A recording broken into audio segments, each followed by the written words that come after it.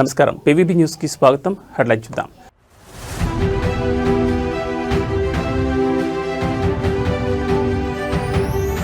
తిరుపతిలో భారతీయ విజ్ఞాన సమ్మేళన్ కార్యక్రమం పాల్గొన్న CM Chandrababu.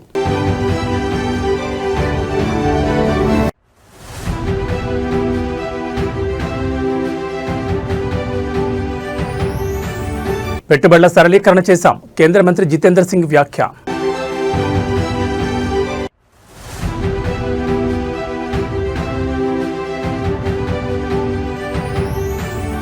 Krishna జలాలపై BRS రణభేరి, party ముఖ్య నేతలతో కేసీఆర్ భేటీ.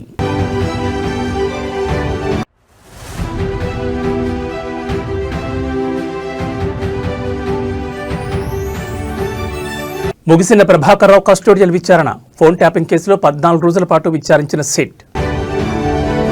తిరుపతిలో భారతీయ విజ్ఞాన సమ్మేళన కార్యక్రమంలో పాల్గొన్నారు సీఎం చంద్రబాబు. తిరుపతిలో భారతీయ విజ్ఞాన సమ్మేళనం అట్టహాసంగా ప్రారంభమైంది. ఈ కార్యక్రమానికి ఆర్ఎస్ఎస్ చీఫ్ మోహన్ భగవత్తో కలిసి రాష్ట్ర సీఎం చంద్రబాబు నాయుడు ముఖ్య ఆహ్వానితులుగా హాజరయ్యారు. వారికి కార్యక్రమ నిర్వాహకులు, అధికారులు ఘనంగా స్వాగతం పలికారు. ప్రవేశ ద్వారం ద్వారా సమ్మేళనం జరుగుతున్న ప్రాంగణంలోకి ఆర్ఎస్ఎస్ చీఫ్ సీఎం ప్రవేశించారు. అక్కడ ఏర్పాటు చేసిన వివిధ సాంకేతిక నమూనాలను వారు పరిశీలించారు. వాటి గురించి విశేషాలను నిర్వాహకులు వివరించారు. అనంతరం సభావేదికపై వారు చేరుకున్నారు. అక్కడ వేద మంత్రోచ్చారణతో సమ్మేళన కార్యక్రమం ప్రారంభమైంది. ఈ సందర్భంగా RSS chief Mohan Bhagwat, CM Chandrababu Naidu జ్యోతి ప్రజ్వలన చేసి కార్యక్రమాన్ని ప్రారంభించారు.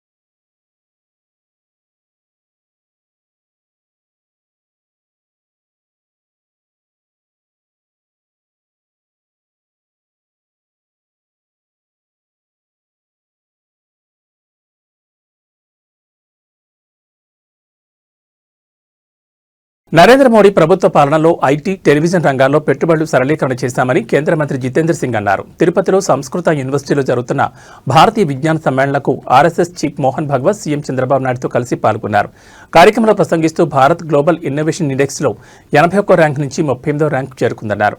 దశాబ్ద కాలంగా స్టార్టప్ రంగంలో భారత్ దూసుకుపోతోందని పేర్కొన్నారు. స్పేస్ ఎకానమీలో 8వ స్థానానికి చేరుకున్నామని వివరించారు. చంద్రుడిపై ప్రయోగాల్లో కూడా భారత్ ఘన విజయాలు సాధించిందని తెలిపారు. గత దశాబ్ద కాలంలో భారత్ రక్షణ రంగం ఎగుమతుల్లో గణనీయమైన వృద్ధి సాధించిందని పేర్కొన్నారు. ముఖ్యంగా బ్రహ్మోస్ క్షిపణుల తయారీ ద్వారా తన సత్తా చాటిందన్నారు. భారత బ్రహ్మోస్ క్షిపణులకు ఇప్పుడు ప్రపంచంలో ఎంతో డిమాండ్ ఉందన్నారు. ప్రపంచానికి కోవిడ్ వ్యాక్సిన్లు అత్యధికంగా ఎగుమతి చేసిన దేశంగా భారత్ నిలవడం గర్వకారణమన్నారు.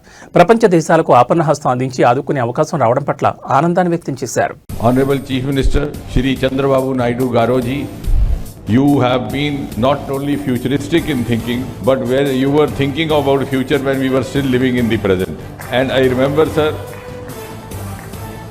when you took over as Chief Minister for the first time, and we were looking for a modern venue in Hyderabad to organize a medical conference, and for the first time, through you, we got acquainted to the new modes of communication, through the new kind of auditoriums that had come under your guardianship and stewardship.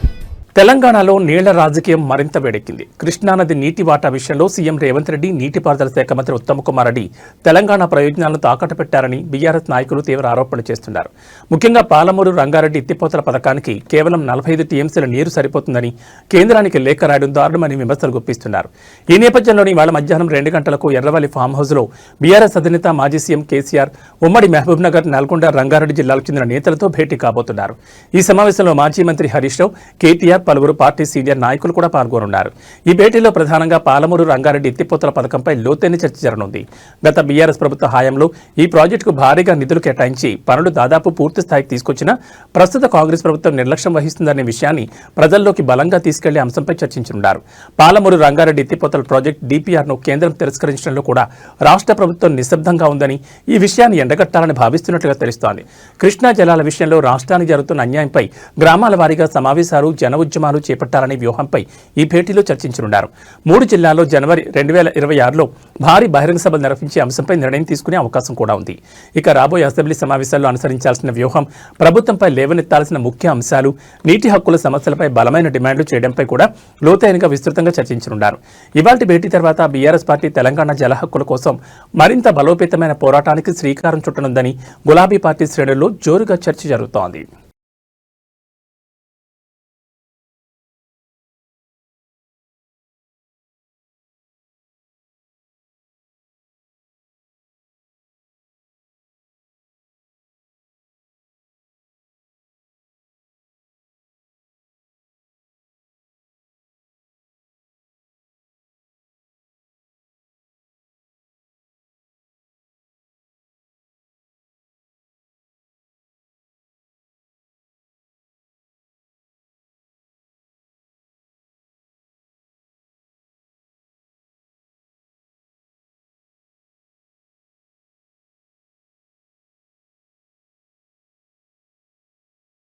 అక్రమ phone tapping కేసులో ప్రధాన నిందితుడు మాజీ SIB chief Prabhakar Rao custody విచారణ నిన్నటితో ముగిసింది. ఈ క్రమంలోనే ఆయనకు సిట్ అధికారులు ప్రభుత్వ ఆసుపత్రిలో వైద్య పరీక్షలు చేయించి ఇవాళ తెల్లవారుజామున జూబ్లీహిల్స్ పోలీస్ స్టేషన్ నుంచి విడుదల చేశారు. జనవరి 16న కేసుకు సంబంధించి నివేదికను సిట్ సుప్రీంకోర్టుకు సమర్పించనుంది. దేశ అత్యున్నత న్యాయస్థానం సుప్రీంకోర్టు ఆదేశాల మేరకు డిసెంబర్ 19న ఆయన కస్టడీని నిన్నటి వరకు పొడిగించిన సంగతి తెలిసింది. ఈ మేరకు డిసెంబర్ 12న జూబ్లీహిల్స్ పోలీస్ స్టేషన్లో లొంగిపోయిన ప్రభాకర్ రావును 14 రోజుల పాటు హైదరాబాద్ సిపి వీసీ సజ్జనార్ నేతృత్వంలోని 9 మంది స్పెషల్ ఇన్వెస్టిగేషన్ టీం సుదీర్ఘంగా విచారించింది. ఇక విచారణలో భాగంగా చివరి రోజు కేసులో సహనిందితులైన ప్రణీతిరావు, భుజంగరావు, రాధాకృష్ణరావు, తిరుపతన్నలను సిట్ జూబ్లీహిల్స్ పిఎస్ పిలిపించి ఒక్కొక్కరిగా ప్రశ్నలు సంధించి కీలక సమాచారం రాబట్టారు. నేరుగా సీఎం కార్యాలయానికే ప్రభాకర్ రావు రిపోర్ట్. విచారణలో భాగంగా ఉద్యోగ విరమణ పొందిన తర్వాత ఎస్ఐబీ చీఫ్గా తన పునర్నియామకంపై సిట్ ప్రశ్నించగా ఆ విషయం కేసీఆర్ని అడగాలని ప్రభాకర్ రావు చెప్పినట్టుగా తెలుస్తోంది. హరీష్ రావును తరచూ ఎందుకు సంప్రదింపులు జరిపామని అడగగా అందుకు ఆయన హరీష్ రావుకు మావోయిస్టుల నుంచి ప్రాణహాని ఉన్నందున జాగ్రత్తలు చెప్పేందుకు ఆయనతో తరచూ సంప్రదింపులు జరిపినట్లుగా ప్రభాకర్ రావు తెలిపారు. ఇక ఆయన విధి నిర్వహణలో భాగంగా ఉన్నతాధికారులకు కాకుండా నేరుగా సీఎం కార్యాలయానికే రిపోర్ట్ చేసేవారని సిట్కు చెప్పినట్లుగా సమాచారం. సిట్ విచారణపై ఎస్ఐబీ చీఫ్ విజయ్ కుమార్ సమీక్ష కాగా 14 రోజులుగా సిట్ విచారణ జరిగిన నేపథ్యంలో గురువారం రాత్రి ఉన్నతాధికారులు కీలక సమీక్ష నిర్వహించారు.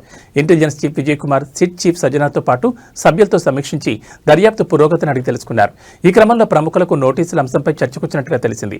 మరోసారి సమీక్షించి ఆ విషయంలో తుది నిర్ణయం తీసుకునే అవకాశం ఉంది.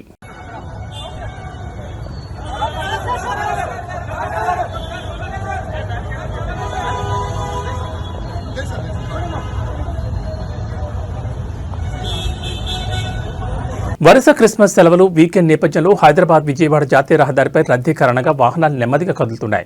క్రిస్మస్ తర్వాత ఆఫీసులు, కాలేజీలు, పాఠశాలలు తెరవడంతో ఒకేసారి సిటీ వైపు లక్షలాది మంది ప్రయాణం చేస్తున్నారు. ముఖ్యంగా పంతంగి, చౌటుప్పల్, కోర్లపాడు టోల్గేట్ల వద్ద కిలోమీటర్ల మేర జాములు ఏర్పడ్డాయి. నేషనల్ హైవే 65పై ఔటర్ రింగ్ రోడ్ నుంచి అబ్దుల్లాపూర్ మెట్, హయత్ నగర్, చౌటుప్పల్ ప్రాంతాల్లో బంపర్ టు బంపర్ ట్రాఫిక్తో ప్రయాణికులు ఇబ్బందులు ఎదుర్కొంటున్నారు. ఇక 6 నెలల రోడ్డు విస్తరణ పనుల్లో భాగంగా చౌటుప్పల్, చిట్యాల, నార్కెట్పల్లి, పంతంగి వంటి చోట్ల బ్రిడ్జిలు, అండర్పాస్ల నిర్మాణాల వల్ల రోడ్డు సామర్థ్యం తగ్గి ట్రాఫిక్ మరింత ఆలస్యమవుతోంది. ఈ పనులు పూర్తయ్యే వరకు ఇలాంటి ఇబ్బందులు కొనసాగే అవకాశం ఉంది. దీంతో అప్రమత్తమైన ట్రాఫిక్ పోలీసులు ప్రత్యామ్నాయ రూట్ల ద్వారా వాహనాలు మళ్లిస్తున్నారు. అంబులెన్స్లు సైతం ట్రాఫిక్లో చిక్కుకుపోతున్నాయని స్థానికులు ఆందోళన వ్యక్తం చేస్తున్నారు. ఇక నేషనల్ హైవేపై ప్రయాణించేవారు ప్రత్యామ్నాయ రూట్లలో తమ గమ్యస్థానాలకు చేరుకోవాలని, నిరంతరం ట్రాఫిక్ అప్డేట్లను ఆన్లైన్లో చెక్ చేసుకోవాలని రాచకొండ ట్రాఫిక్ పోలీసులు సూచిస్తున్నారు. ఈ వాహనాల రద్దీ మరో 2 రోజులు కొనసాగే అవకాశం ఉందని వారు చెబుతున్నారు.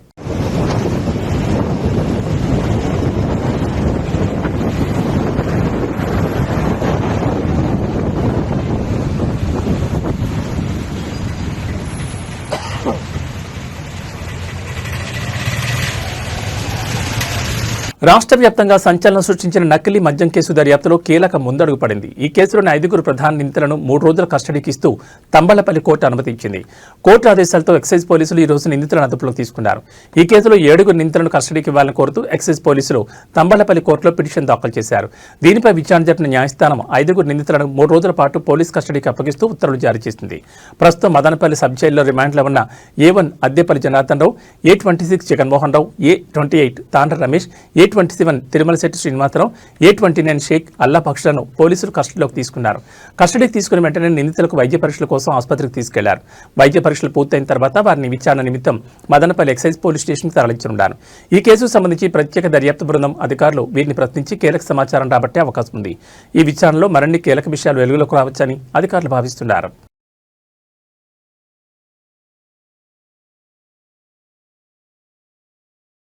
పార్వతీపురం మన్యం జిల్లాలోని గురుగుపల్లి మండలం పరిధిలో ఉన్న తోటపల్లి వద్ద ఏనుగుల గుంపు హల్చల్ చేసింది. ఏనుగులు రోడ్డుపైకి రావడంతో స్థానికులు ఆందోళన వ్యక్తం చేశారు. గతంలో ఇదే ప్రాంతంలోని తామరచెరు వద్ద ఏనుగులు హడావుడి చేశాయి. మరోసారి ఏనుగులు కనిపించడంతో కలకలం రేగింది. ఏనుగుల సంచారం కారణంగా పరిసర ప్రాంతాల్లోని ప్రజలు భయాందోళనకు గురవుతున్నారు.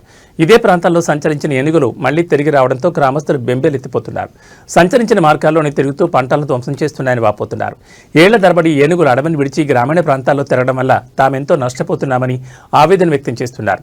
ఇప్పటికే చాలా వరకు ప్రాణ ఆస్తి నష్టం జరిగిందని గ్రామస్తులు పేర్కొంటున్నారు. సంబంధిత అటవీ శాఖ అధికారులు దృష్టి సారించాలని, ఏనుగులు గ్రామాల్లోకి రాకుండా ఉండేలా చర్యలు తీసుకోవాలని అటవీ శాఖ అధికారులను కోరుతున్నారు. వాటి కారణంగా నష్టం వాటిన పంటలకు నేటికి ఎటువంటి పరిహారం అందించలేదని, దీనిపై ఉన్నతాధికారులు స్పందించి తమకు తగిన న్యాయం చేయాలని వారు డిమాండ్ చేస్తున్నారు.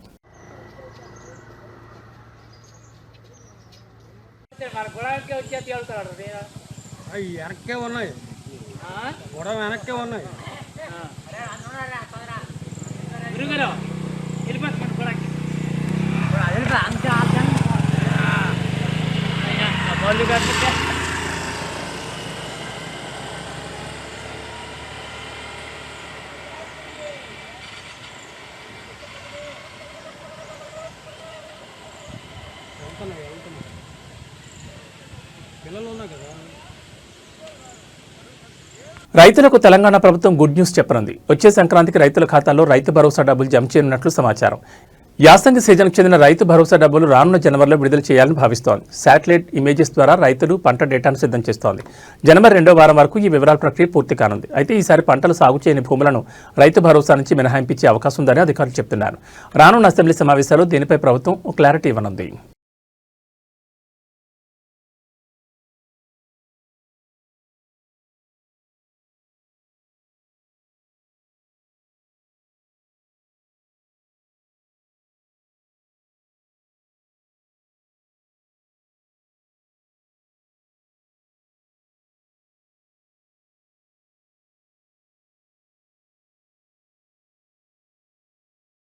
దేశవ్యాప్తంగా రైలు ఛార్జీలు పెంచుతూ ఇండియన్ రైల్వేస్ ఇటీవలే ఉత్తర్వులు జారీ చేసిన విషయం తెలిసిందే. ఈ క్రమంలోనే నేటి నుంచి పెంచిన రైల్వే ఛార్జీలు అమల్లోకి రానున్నాయి. ఈ ఛార్జీల పెంపును రైల్వే అధికారులు నోటిఫై చేయగా 215 కిలోమీటర్లు దాటిన ప్రయాణానికి జనరల్ విభాగంలో ప్రతి కిలోమీటర్కు 1 పైసా చొప్పున, మెయిల్ ఎక్స్ప్రెస్ రైళ్లలో నాన్ ఏసీ, ఏసీ తరగతిలో ప్రతి కిలోమీటర్కు 2 పైసలు చొప్పున ఛార్జీలు పెరిగాయి. తాజా ఛార్జీల పెంపుతో ఇదే సంవత్సరంలో రైల్వే శాఖ 2 సార్లు ఛార్జీలను పెంచినట్లయింది.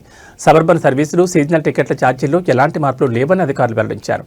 ఇక తేజస్ రాజధాని, శతాబ్ది దూరంతో, వందే భారత్, హంస్ఫర్, అమృత్ భారత్, తేజస్, మహామానా, గతిమాన్, అంత్యోదయ, గరీబ్ రథ్, జనశతాబ్ది, యువ ఎక్స్ప్రెస్, నమో భారత్, ర్యాపిడ్ రైడ్, సాధారణ యాప్, సబర్బుల్ యాప్, MUD, EUMతో సహా ప్రధాన రైలు సర్వీసుల ప్రాథమిక ఛార్జీలు పెరుగుతాయని అధికారిక రైల్వే శాఖ విడుదల చేసిన నోటిఫికేషన్లో స్పష్టంగా పేర్కొంది.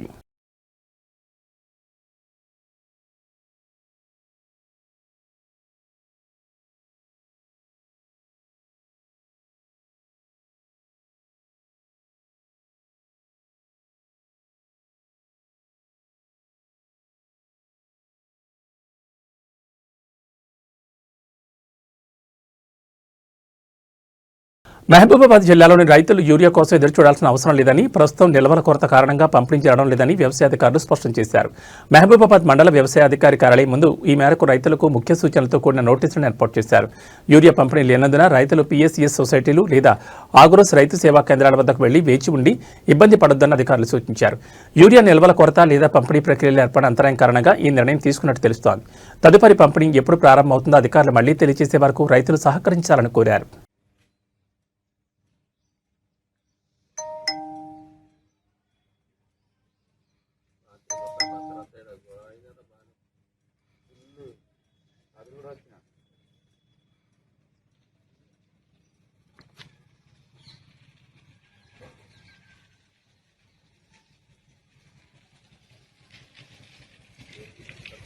కొండగట్టు ఘాట్ రోడ్లో మరో ప్రమాదం చోటు చేసుకుంది. జగిత్యాల జిల్లా కొండగట్టు ఆంజనేయ స్వామి ఆలయ ఘాట్ రోడ్లో ఆటో ప్రమాదం గురై నలుగురికి తీవ్ర గాయాలయ్యాయి. ఆలయ దర్శనం ముగించుకున్న భక్తులు ఆటోలో కిందికి వస్తుండగా ఘాట్ రోడ్లో ఆటో అదుపు తప్పి సైడ్ వాల్ని ఢీకొట్టింది. ఈ ఘటనలో ఆటోలో ప్రయాణిస్తున్న నలుగురికి గాయాలయ్యాయి. సమాచారం అందుకున్న వెంటనే స్థానికులు పోలీసులు అక్కడ చేరుకుని గాయపడిన వారిని సమీప ఆసుపత్రికి తరలించారు. ప్రస్తుతం వారి ఆరోగ్య పరిస్థితి నిలకడగా ఉందని, ప్రాణాపాయం లేదని అధికారులు తెలిపారు. ఘాట్ రోడ్లో అధిక వేగంతో ఆటో నడపడం ప్రమాదానికి కారణమై ఉండొచ్చని పోలీసులు ప్రాథమికంగా భావిస్తున్నారు. అయితే ఇదే ఘాట్ రోడ్ 2018లో బస్సు ప్రమాదానికి గురై 60 మందికి పైగా మరణించిన సంగతి తెలిసిందే. ఘాట్ రోడ్లో వాహనదారులు మరింత అప్రమత్తంగా వాహనాలు నడపాలని పోలీసులు సూచించారు.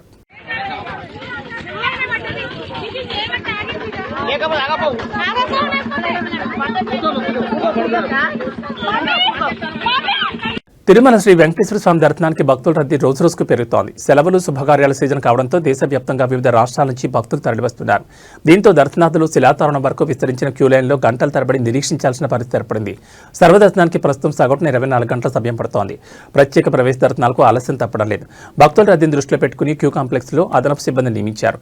త్రాగునీరు, అన్నప్రసాదం, శానిటేషన్, వైద్య సదుపాయాలను మరింత మెరుగుపరిచామని తెలిపారు. వృద్ధులు, దివ్యాంగులు, చిన్నపిల్లలతో వచ్చే భక్తుల కోసం ప్రత్యేక లైన్లు ఏర్పాటు చేసి సౌకర్యాలు కల్పిస్తున్నారు. ఎండల తీవ్రతను దృష్టిలో పెట్టుకుని షామియానాలు, ఫ్యాన్లు, వాటర్ ట్యాంకర్లను ఏర్పాటు చేసినట్లు అధికారులు వెల్లడించారు. భక్తులు సహకరిస్తే దర్శన ప్రక్రియ సాఫీగా కొనసాగుతుందని టీటీడీ విజ్ఞప్తి చేస్తోంది.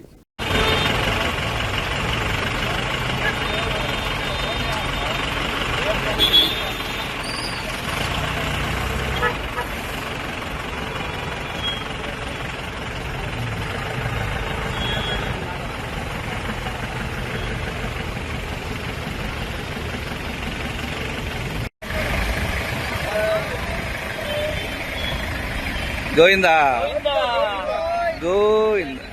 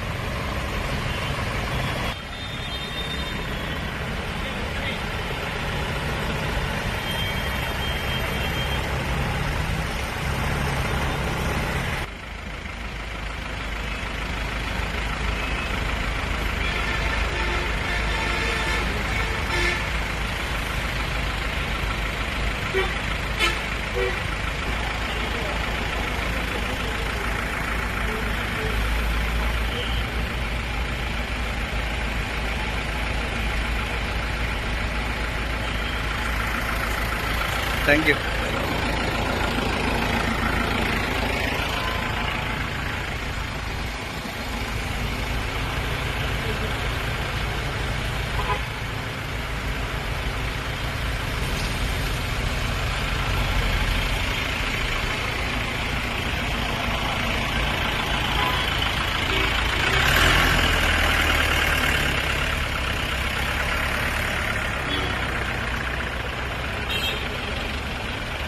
ఇవి ఈ బులెటిన్ విశేషాలు. మరో బులెటిన్లో మళ్ళీ కలుసుకుందాం. నమస్కారం.